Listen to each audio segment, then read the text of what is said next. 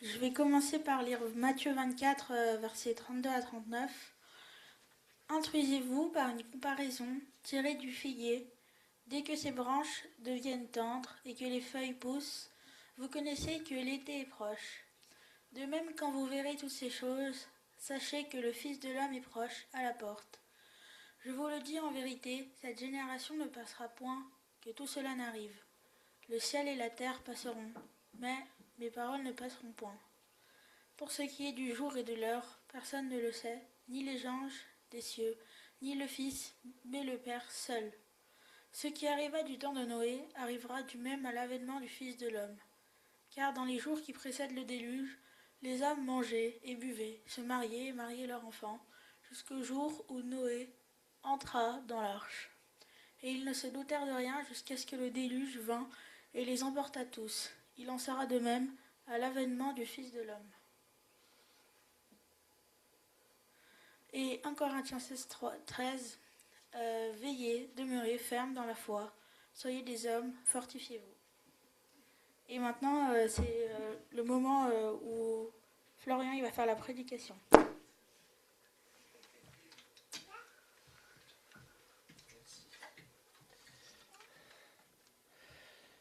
Alors tout d'abord, bonjour à tous.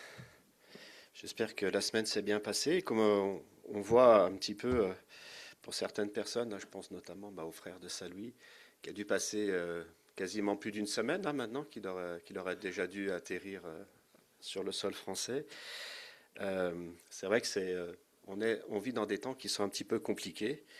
Et j'avoue que ça a un petit peu influencé on va dire, la prédication de ce matin.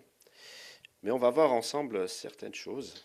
Alors, juste que je mette en route tout ça. Tac. Le titre de cette prédication, de cette méditation, je ne l'ai pas inventé, je l'ai simplement tiré de la parole de Dieu. C'est Matthieu 24, verset 44, qui nous dit « Tenez-vous prêts, car le Fils de l'homme viendra à l'heure où vous n'y penserez pas. » Et puis ça, quelque part, on peut se poser la question, mais pourquoi il a dit tout ça? Alors, certains d'entre vous connaissent peut-être mieux le chapitre 24, peut-être que vous l'avez étudié, etc. Vous savez, on peut reprendre d'ailleurs la Bible, la parole de Dieu. Je vais juste enlever ça. Tac, voilà. On peut reprendre ensemble, en fait, on ne va pas tout lire, évidemment, mais on peut reprendre ensemble le contexte. Pour arriver en fait finalement aux versets qui vous ont été lus ce matin. Alors il s'agit en fait du discours de Jésus sur la fin des temps. Matthieu 24. Voilà, on va un petit peu rester un peu dans ce chapitre 24. Alors on voit que Jésus en fait s'en allait au sortir du temple, verset 1. Ses disciples s'approchèrent pour lui faire remarquer les constructions.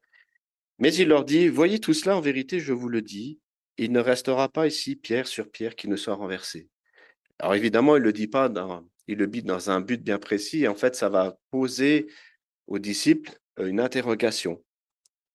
Et on voit que Jésus va s'asseoir, verset 3, sur le mont des Oliviers, et ses disciples vinrent lui dire, mais en privé, dis-nous quand cela arrivera, et quel sera le signe de ton avènement à la fin du monde. Et là, en fait, il va passer en fait par plusieurs étapes. Le 24e chapitre de Matthieu, il est découpable en plusieurs sections. C'est pas chronologique. Dieu nous dit pas, alors voilà, petit 1, il va arriver ça, petit 2, il va arriver ça, petit 3. En fait, c'est un petit peu la même construction que finalement le livre d'Apocalypse. Mais là, il est super condensé.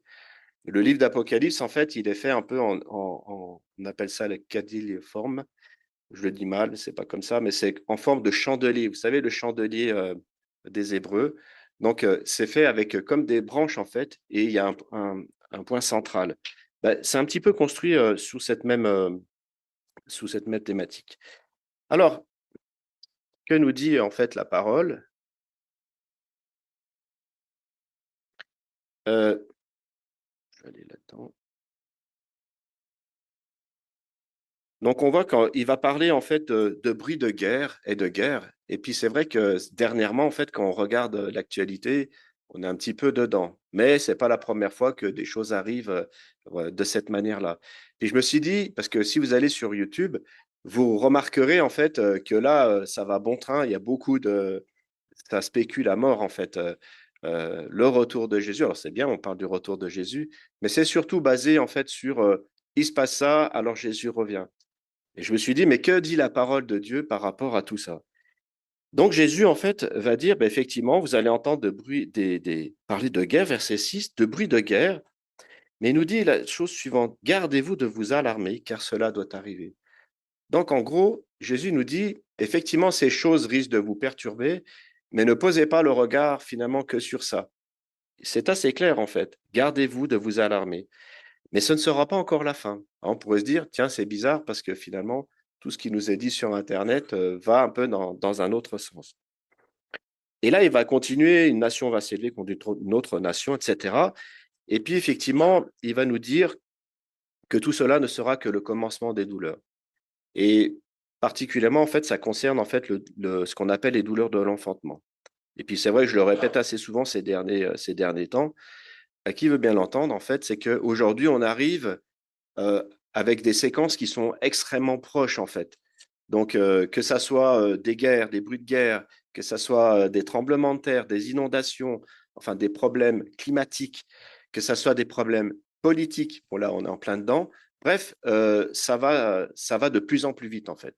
Et finalement, Dieu nous attire notre attention sur ces séquences en fait qui sont en train de s'accélérer. Est-ce qu'on doit s'inquiéter? Et là, ils nous disent comme ça, alors on vous livrera au tourment. Et en fait, il va faire tout un discours par rapport à ça, que ce sera pour beaucoup une occasion de chute, il y aura des faux prophètes, etc., etc. Mais verset 13, il nous dit, mais celui qui persévérera jusqu'à la fin sera sauvé. Et puis que cette bonne nouvelle, en fait, qui va être annoncée, celle du royaume, sera prêchée dans le monde entier pour servir de témoignage à toutes les nations. Et c'est alors que viendra la fin. Donc, on voit que la fin ne viendra pas parce qu'il y a des bruits de guerre, parce qu'il y a des inondations. La fin, elle va venir parce que Dieu est en train de préparer son peuple aujourd'hui. Et il appelle tout le monde. Et nous, on le voit, alors on fait, avec Mylène qui est présente ici, on s'est un peu lancé le défi de faire de l'évangélisation de rue. Il y a un peu soif. De l'évangélisation de rue. Et donc, en fait, on va à la rencontre des gens et on parle de la parole de Dieu. Et c'est très intéressant. Donc, on essaye finalement de faire correspondre ce que Dieu nous dit dans notre cœur, à savoir que, c'est gentil, à savoir que cette bonne nouvelle sera prêchée dans le monde entier, excusez-moi.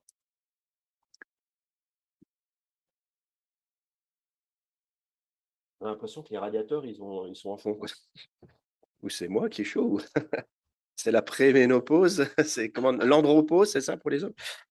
Mince, t'as pas ton petit colis là? Alors, donc cette bonne nouvelle, on nous dit cette bonne nouvelle sera prêchée. Ok, tout ça on a compris. Et puis, bon, après, il va détailler avec l'abomination de la désolation, en fait, qui va être déclenché en 70 après Jésus-Christ, lorsque les troupes vont rentrer, en fait, dans le lieu saint et qui vont vouloir tout détruire, enfin, ils vont assiéger, pardon, Jérusalem. On va dire que ça, c'est déjà réalisé. Mais c'est aussi possible qu'il y ait une autre réalisation derrière tout ça. Pourquoi? Parce que son texte, il est comme intéressant. Il parle de ce qui va arriver très bientôt et il parle en même temps de ce qui va arriver très très loin. Parce que 2000 ans après, c'est pas la porte à côté, on est d'accord. Alors, je continue. Là, on voit que verset 16, il parle de ceux qui vont fuir, etc. Verset 19, malheur aux femmes qui sont enceintes en ce jour-là. Priez pour vous que votre fuite n'arrive pas en hiver ni un jour de sabbat. Et là, il nous parle au verset 21 qu'il va y avoir une grande tribulation telle qu'il n'y en a pas eu depuis le commencement du monde jusqu'à maintenant et qu'il n'y en aura jamais plus. Cette tribulation, d'après aussi des commentaires adventistes que j'ai pu recueillir, euh, peut correspondre en fait à la période de persécution papale, parce qu'elle a duré très longtemps. Dans cette tribulation, elle est aussi en phase avec ça. Mais on sait quelque part, que lorsque la loi du dimanche sera promulguée et que nous, on voudra venir ici observer le commandement de Dieu, à savoir le 4e commandement de Dieu, qu'on voudra l'honorer, chanter à sa gloire, etc., peut-être qu'on nous autorisera même plus de le faire, quoi. Et on nous imposera en plus d'aller observer un jour qui ne correspond pas au jour de l'Éternel. Donc ces tribulations, elles ont déjà eu lieu, mais elles sont aussi encore à venir. Et la parole de Dieu nous dit, et si ces jours n'étaient abrégés, personne ne serait sauvé, mais à cause des élus, ces jours seront abrégés. Et là aussi, dans les commentaires que j'ai lus, je pourrais peut-être les lire après, si j'ai le temps, on voit très bien qu'il y a des choses qui se sont passées dans le passé, notamment en 1773, où là, il y a, je crois que c'est Marie, alors attendez, comment elle s'appelle? On est là, Marie-Thérèse. Marie-Thérèse qui a fait en fait, c'est un décret qu'en fait qui va être édité aux actes de tolérance de 1773 à 1776. Et là, dans les commentaires, on va dire adventistes que j'ai pu trouver, parce qu'ils ont fait des recherches, la fureur de la persécution contre l'Église fut arrêtée. Donc on voit en fait que, vous allez voir où je veux en venir, c'est que on voit qu'en fait ces choses se sont déjà passées. On continue. En ces jours-là, donc les jours, s'ils n'étaient pas abrégés, il y aurait très peu de sauvés. Et si quelqu'un vous dit Christ est ici, là, donc il va essayer de développer aussi voilà, les faux Christ. Alors on sait qu'il y en a toujours eu, mais on sait aussi qu'à la fin des temps, le diable va imiter le retour de Jésus.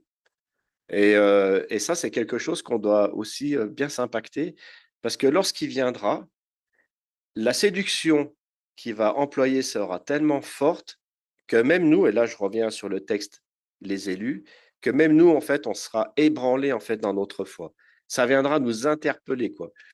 Et on ne le crie pas assez fort, en fait, ce passage-là, parce que ça devrait vraiment nous interpeller. Et là, Jésus va nous révéler, en fait, de quelle manière, verset 27, de quelle manière, en fait, il va arriver. Tout ça, vous connaissez évidemment. Comme l'éclair part de l'Orient et brille jusqu'en Occident, ainsi sera l'avènement du Fils de l'homme. Aussitôt après ces jours de tribulation, le soleil s'obscurcira, la lune ne donnera plus sa clarté, les étoiles tomberont du ciel, et les puissances des cieux seront ébranlées. D'après vous, est-ce que ces choses se sont déjà produites? Quand? Alors j'ai recherché pour vous. J'ai recherché pour vous, puisque je retrouve ce que j'ai cherché. Alors, ça c'est pour la pluie d'étoiles. Alors tenez-vous bien. Il s'est passé quelque chose dans la nuit du 19 mai 1780. Et ils ont déclaré que malgré la pleine lune, il y avait plus de... Alors, malgré la pleine lune, si tous les corps lumineux de l'univers avaient été rayés de l'existence, l'obscurité n'aurait pas été plus complète. Alors, je veux juste la petite... Voilà, voilà. Donc, le 19 mai 1780, le soleil a été surnaturellement obscurci. Surnaturellement obscurci. Alors, est-ce que ça, on pourrait dire, oui, bon, ok, peut-être ça s'est passé juste aux États-Unis. Regardez ce qu'il est écrit dans le commentaire. Si ce n'est pas ce n'était pas, pardon, une éclipse, car la lune était pleine le jour précédent. Malgré cela, il y avait des ténèbres sur toute la partie nord-est des États-Unis, de 11 heures du matin jusqu'au soir, jusqu'à 11 heures du soir. À cette occasion, non seulement le soleil s'obscurcit, mais la lune refusa de refléter la lumière du soleil. C'était une obscurité qui empêchait le soleil de briller sur le disque de la lune. Et comme l'a dit Noah Webster, bien des années plus tard, aucune raison satisfaisante n'a jamais été donnée pour ces ténèbres.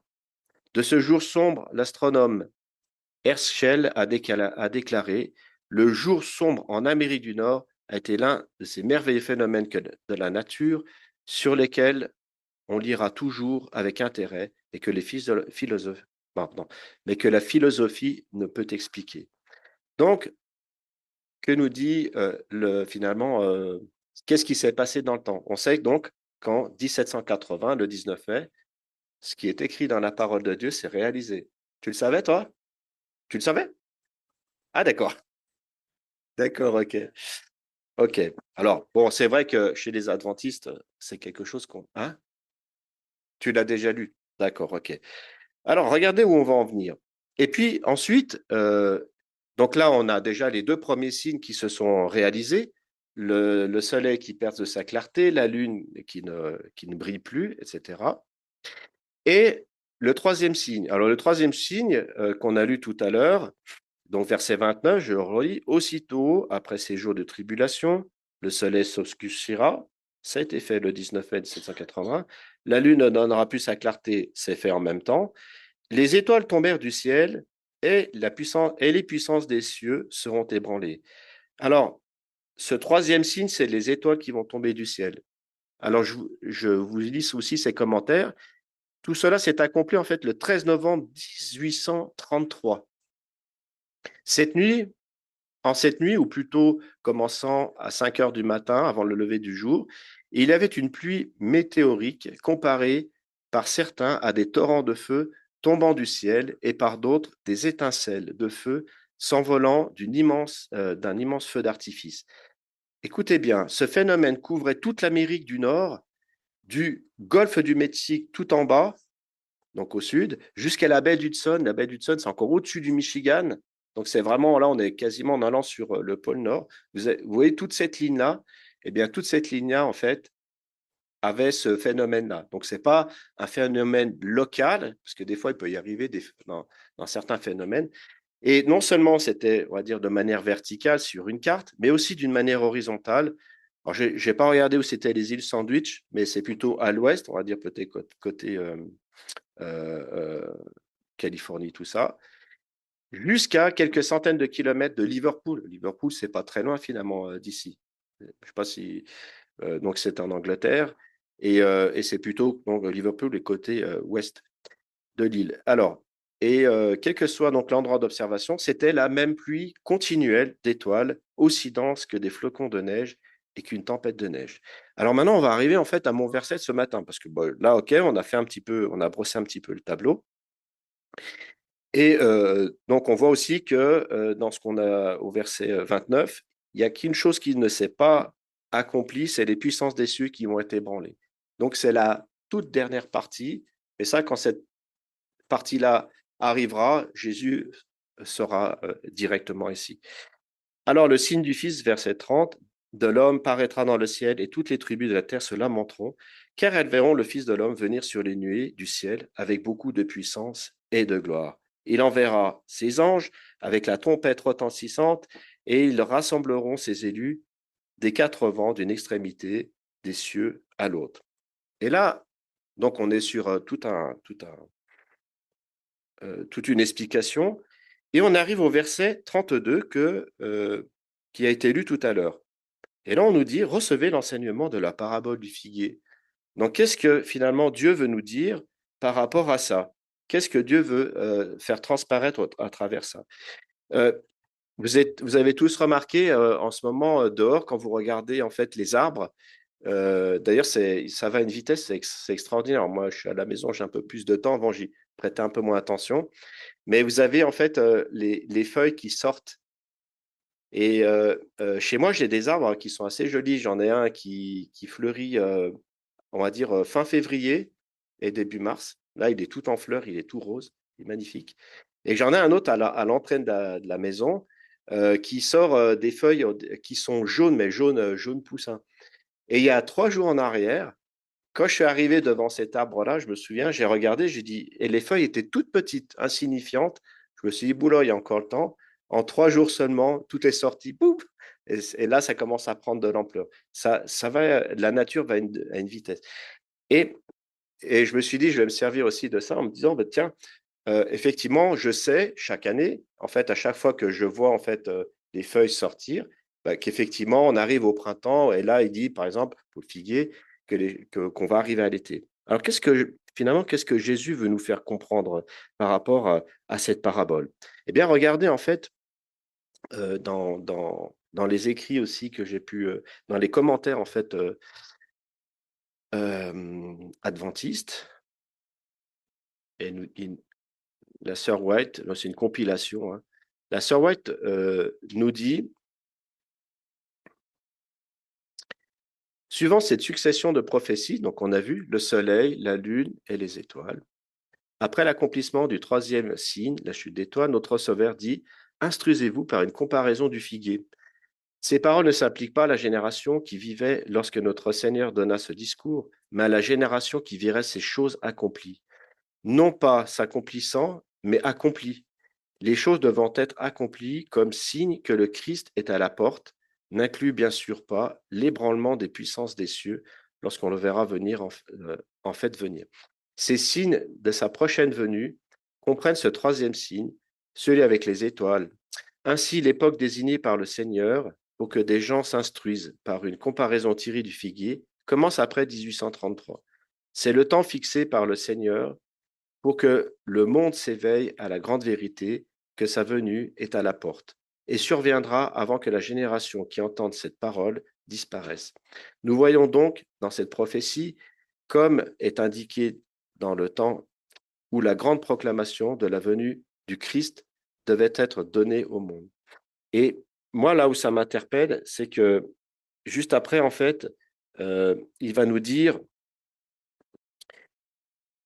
de même aussi, quand vous verrez toutes ces choses, sachez que le Fils de l'homme est proche et donc à la porte. Donc on sait que depuis 1833, Jésus est à la porte. On va dire, bah, il y a quand même plus de 160 ans qui se sont passés.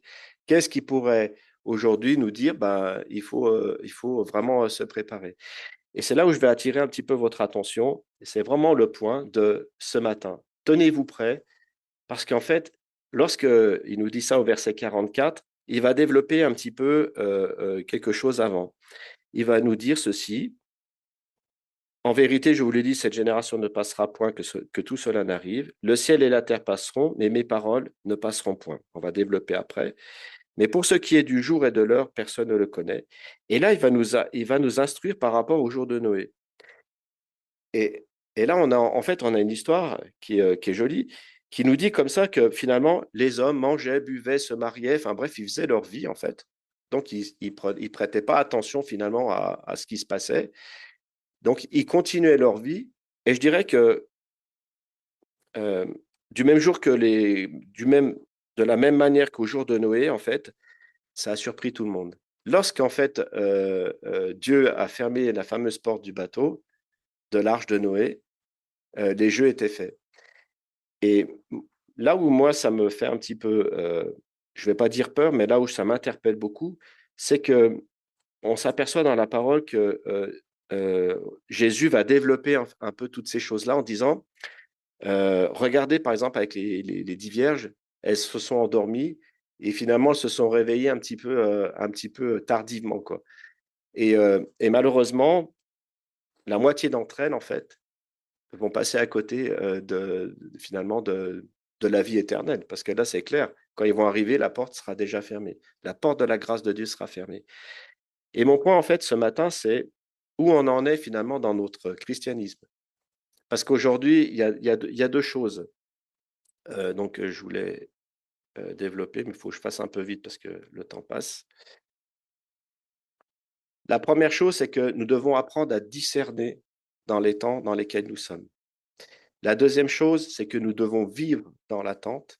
Et le troisième point, nous devons nous appuyer sur une parole qui ne passera jamais. Donc la parole de Dieu, elle est véritable aujourd'hui et tout va se passer exactement selon ce que Dieu.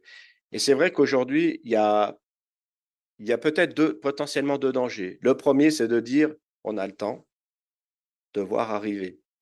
Le deuxième, c'est d'avoir peur de ce qui va survenir.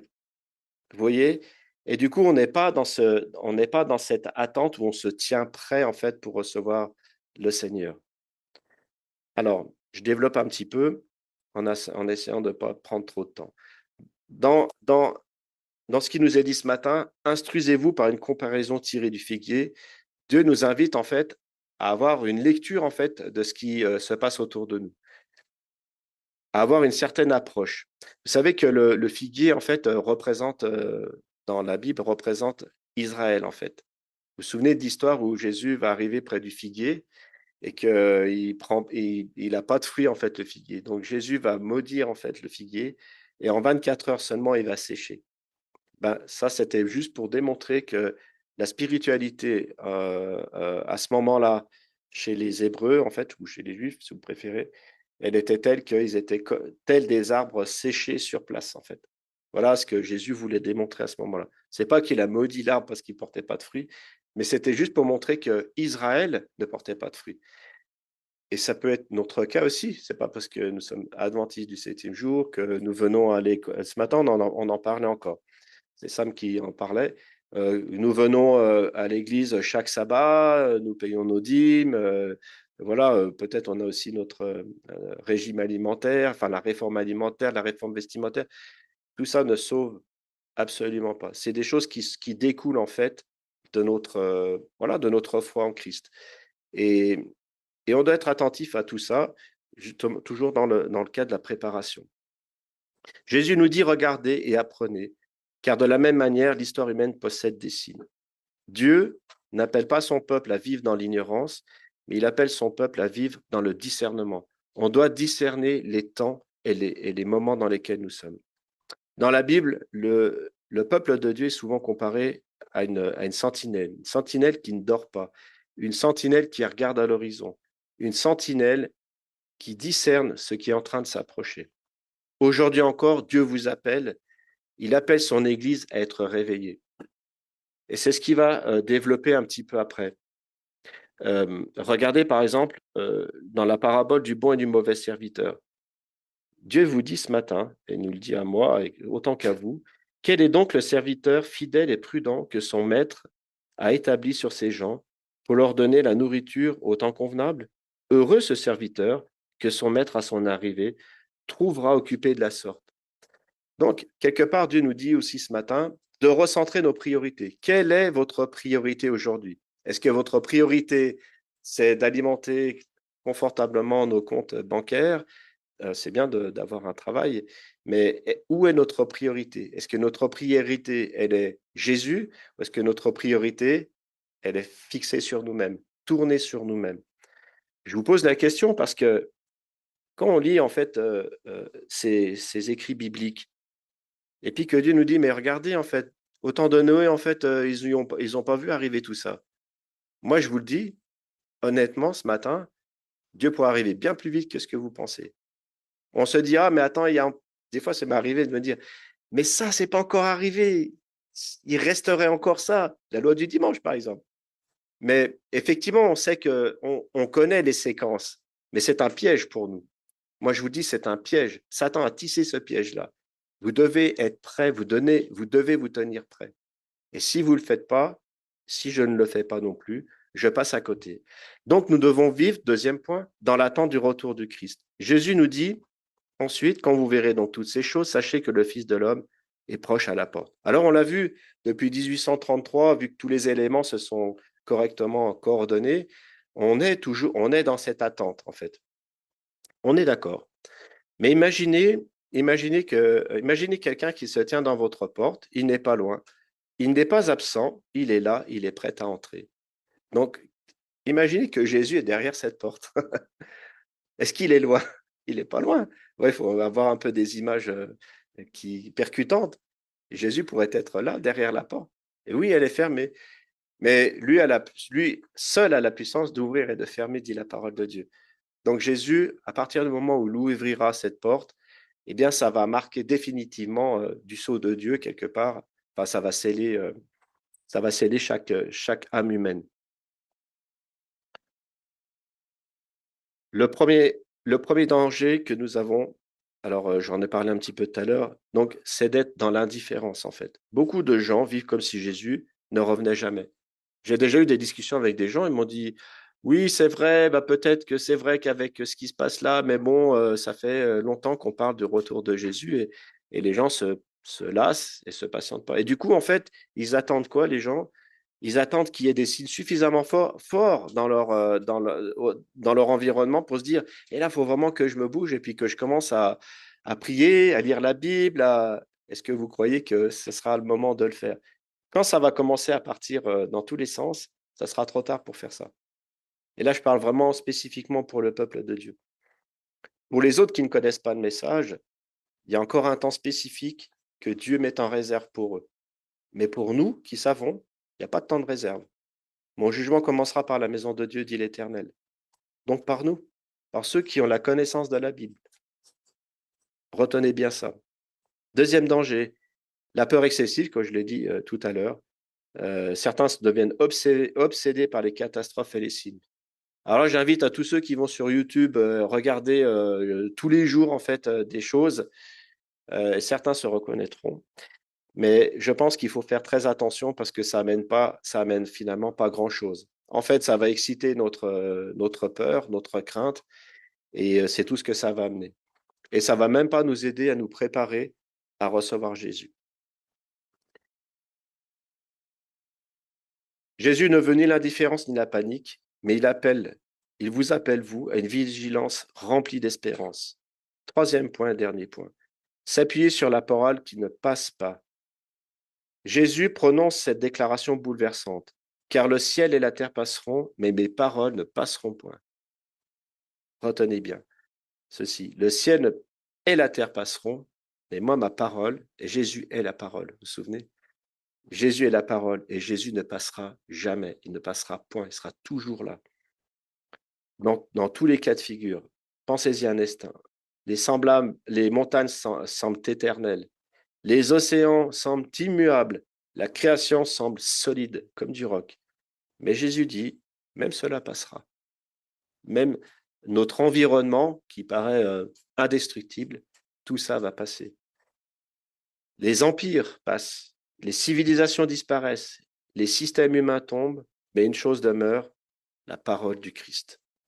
La parole de Jésus est plus solide que les montagnes, plus stable que les nations, plus durable que l'univers. Alors pour conclure un peu cette prédication, un jour tout ce que nous voyons disparaîtra. Les royaumes tomberont, les richesses perdront de leur valeur, les systèmes humains s'effondreront. Et ça, c'est ce qui va arriver prochainement. Alors la question n'est pas les signes sont-ils là, parce que c'est quelque part un peu une évidence. Effectivement, avec cette guerre au Proche-Orient, enfin au Moyen-Orient, on voit que là, on a atteint aussi des degrés, voilà, on va dire inquiétants. Mais la vraie question est, est-ce que ma vie à moi, est-ce qu'elle est bâtie sur la parole de Dieu? Mes paroles passeront, point, hein, comme on a vu tout à l'heure. Je reviens un peu en arrière.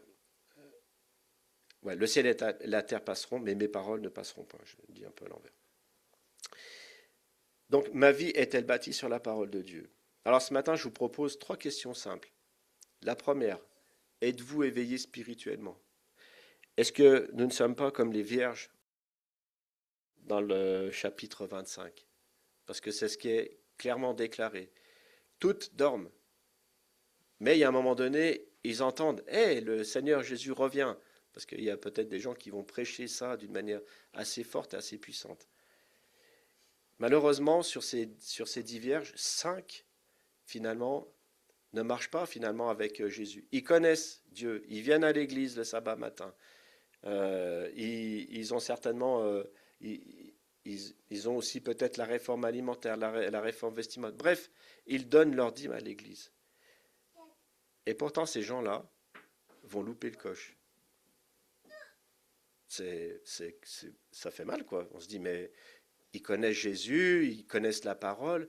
Qu'est-ce qui se passe en fait? Posez-vous bien la question, est-ce que vous êtes éveillé spirituellement? Dieu, vous savez, il y a plein de trucs extraordinaires qui se passent, et c'est vrai que on l'a vu avec Mylène, on va dire dans notre campagne d'évangélisation de rue. Les gens sont à la recherche de Dieu. Et Dieu nous a envoyés vers des gens qui avaient besoin, qui étaient dans le besoin. Et on a vécu des choses assez fortes avec ces personnes-là.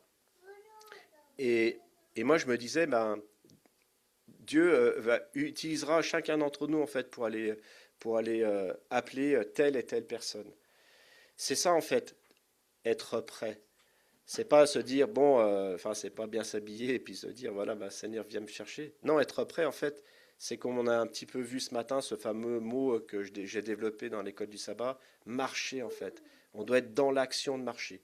On doit être dans l'action. Si on n'est pas dans l'action, retour aux 10 vierges folles, en fait, on loupe quelque chose. Deuxième question, est-ce que vous êtes prêt à rencontrer Christ? Vraiment, j'insiste sur ces questions parce qu'elles sont fondamentales. Donc, est-ce qu'on est éveillé spirituellement? Répondez dans votre cœur. Mais est-ce que vous êtes prêt à la rencontre de Jésus? Et troisièmement, sur quoi ta vie elle est bâtie en fait? Votre vie elle est bâtie sur quoi? Sur quelle priorité? Qu'est-ce qu'on donne comme priorité à Jésus aujourd'hui? On a fait un joli moment de louange. Voilà, on a passé du temps ensemble et tout ça. Mais est-ce que c'est ça, finalement, la chrétienté? Est-ce que c'est ça, le christianisme? Sur quoi ma vie, elle est bâtie? Ma vie, elle doit être bâtie sur une relation profonde avec Dieu qui va profondément, en fait, transformer mon cœur, mais pas pour moi, en fait, pour les autres, pour aller vers les autres. Jésus veut toucher les autres. Si vous a touché vous, amen. Maintenant, il vous demande d'aller toucher les autres. Maintenant, il vous demande de marcher. Donc, ce matin, il vous dit clairement, soyez réveillés spirituellement. Soyez prêts pour me rencontrer. Parce que quand je reviendrai, Ellen White, elle le dit, c'est clair, aucune personne vivante à ce moment-là ne pourra être avec des tâches, c'est-à-dire avec des péchés encore qui ont été non confessés. Ça mène très très haut en fait au niveau de la perfection. Alors aujourd'hui, on pourrait dire baisser les bras puis dire mais je vais jamais y arriver. Souvenez-vous de ce qu'il a dit. La terre et le ciel passeront, mais mes paroles ne passeront pas. Et Jésus nous dit au vainqueur, donc ça c'est dans le 3e chapitre d'Apocalypse, je crois que c'est le verset 20, au vainqueur, à celui qui vaincra, je le ferai asseoir à ma droite.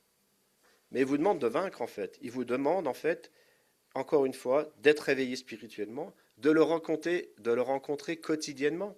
Combien de fois par jour vous priez? Combien de fois vous ouvrez la parole de Dieu pour vous nourrir? C'est pas simplement pour dire, bon, ça, quand je saurai tout ça, je vais pouvoir en mettre plein les yeux à tout le monde. Mais non, c'est pas ça que Dieu nous dit, je veux vous rencontrer à travers la lecture de la Bible. Et moi, c'est ce que je fais maintenant. Chaque matin, je veux rencontrer Dieu à travers la lecture de la parole. Mais Satan, il le sait, alors il vous met plein de choses différentes. Quelles sont en fait vos motivations? Quels sont vos objectifs en fait? Est-ce que votre objectif, c'est de rester statique dans une attente, pseudo-attente?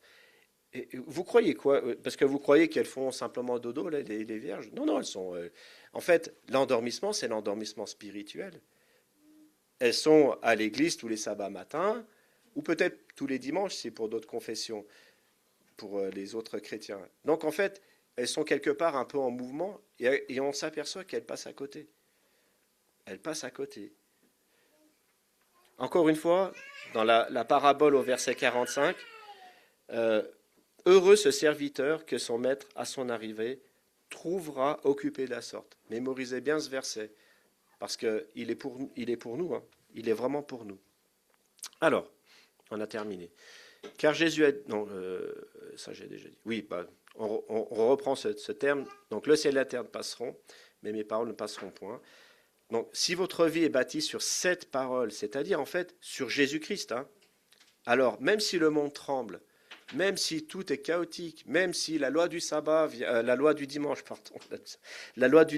en fait tombe, vous ne craindrez rien, parce que vous avez ancré en fait votre foi en Jésus. Et votre espérance en fait en Christ, elle va rester ferme, elle va rester tonique. Tenez-vous prêts, car le Fils de l'homme viendra à l'heure où vous n'y penserez pas. Je prie pour que vous soyez touchés ce matin par la parole de Dieu et que vous vous teniez prêts en fait et que vous vous examiniez pleinement. Je répète ces fameuses questions. Est-ce que je suis éveillé spirituellement, prêt à la rencontre de Jésus et sur quoi ma vie est bâtie? Après, j'avais... ouais. Alors, on est à la fin. Regardez ce qu'il est dit aussi dans les... Bon, ça c'est plutôt dans les commentaires d'Ellen White. Je lirai juste ce passage. Dans ce passage de l'Écriture qu'on a lu tout à l'heure, notre attention est dirigée sur l'époque où il est possible d'apprendre que la venue du Christ est à la porte, avec la même assurance que nous savons que l'été est proche lorsqu'on voit sortir les premières feuilles. On peut aussi savoir que nous sommes arrivés à la génération qui ne doit pas quitter, quoi ? La scène de l'action. La scène de l'action. Jusqu'à ce que le Christ lui-même vienne. Quand le temps vient de connaître la parabole, il est absolument vrai qu'il est le temps que Dieu suscite des enseignants pour enseigner cette parabole. La demande de l'apôtre à une autre occasion, et ça se trouve dans Romains 10, les versets 14 à 15, nous dit ceci. Comment entendront-ils parler s'il n'y a personne qui prêche ? Et comment y aura-t-il des prédicateurs s'ils ne sont pas envoyés ? Je trouve que c'est très interpellant. Et je pense quand même que dans le monde, il y a quand même pas mal de choses qui sont en train de se passer et qu'on n'est pas sans prédicateurs, sans personnes qui interpellent. Mais encore une fois, pensez à toutes ces questions qui ont été posées ce matin et à la lumière de la parole de Dieu, eh bien, faites-en aussi un sujet de prière et de l'étude de la parole pour que vous soyez prêts lorsque Jésus reviendra. Et que vous ne soyez pas surpris comme au jour de Noé ou comme au jour de Lot. Voilà, parce qu'il y a un autre passage qui parle un petit peu de la même chose. Soyez bénis en tout cas, que Dieu vous garde, que Dieu vous donne la force de pouvoir avancer spirituellement et de pouvoir vous tenir prêt lorsque il reviendra. Que vous soyez saints et irréprochables, irrépréhensibles devant le Seigneur lorsqu'il paraîtra dans le ciel. Soyez bénis. Amen.